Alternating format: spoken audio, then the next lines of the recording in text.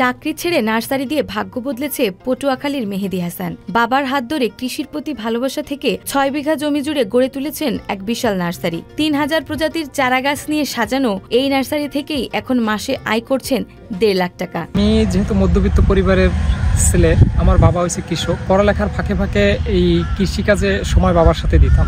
তো এর থেকেই কৃষির সাথে একটু ভালোবাসা আমার বেশি।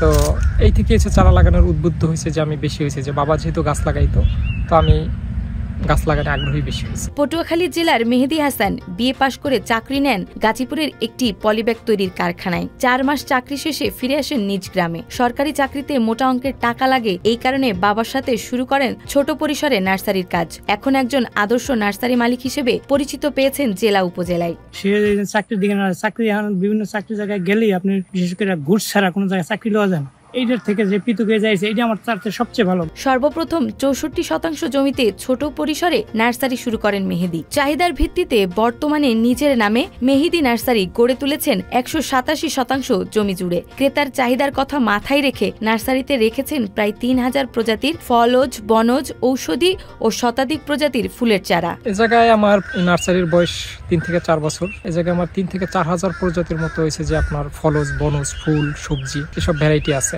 কাস্টমার যাতে হয়েছে যে আমার নার্সারিতে আইসা কোনো জিনিস না পাইয়ে ফিরে যায়, মানে এই কারণে সব প্রজাতির ৫টা হোক, ২টা হোক, একটা হইলেও হয়েছে যাই না ওই যারটাই না রাইখা দিই। যত ধরনের বিলুপ্ত প্রজাতি আছে, দেশি বিদেশি সব ধরনের ভ্যারাইটি এই জায়গায় রাখি। কৃষিকে কিভাবে আধুনিকরণ করা যায় সেই লক্ষ্যে কৃষি অফিসারের সহায়তায় সিড ট্রেতে চারা তৈরি করেন কোকোডাস্ট ভার্মি কম্পোস্টের মাধ্যমে। গুণে মানে বাজারের অন্যান্য চারা থেকে মেহেদী নার্সারির চারা অন্যতম, তাই দূর দূরান্ত থেকে গাছপ্রেমীরা এখানে আসেন চারা ক্রয় করতে।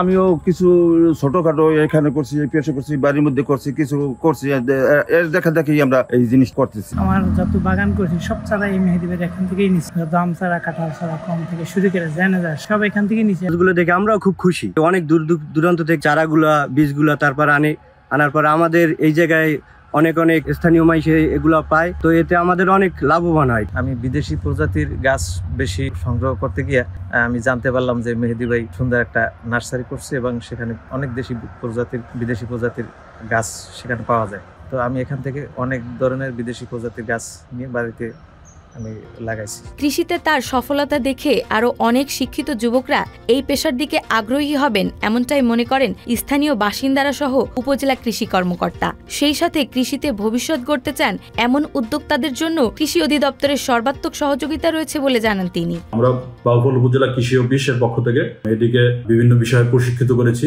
তাকে বিভিন্ন কৃষি উপকরণ যেমন বীজ, সার সহায়তা এবং বিভিন্ন যন্ত্রপাতির যে সহযোগিতা সেগুলো করেছি, যা তার কৃষির কার্যক্রমকে আরো এগিয়ে নিয়ে যেতে সহযোগিতা করেছে। ভবিষ্যতে কেউ যদি উদ্যোক্তা হতে চায়, আমাদের কৃষি বিপণন অধিদপ্তরের সাথে কোলাবোরেশনে আমাদের বাউফল কৃষি অফিস কৃষি উদ্যোক্তা তৈরির জন্য প্রশিক্ষিত করে থাকে। তো সেই কার্যক্রমগুলো আমাদের চলমান আছে। কেউ উদ্যোক্তা হতে চাইলে তাকে আমরা সহযোগিতা করতে পারবো এবং ভবিষ্যতে তাদের যদি কোনো যন্ত্রপাতি বা সার, বীজ প্রয়োজন হয় সেগুলো আমরা সরবরাহ করতে পারবো।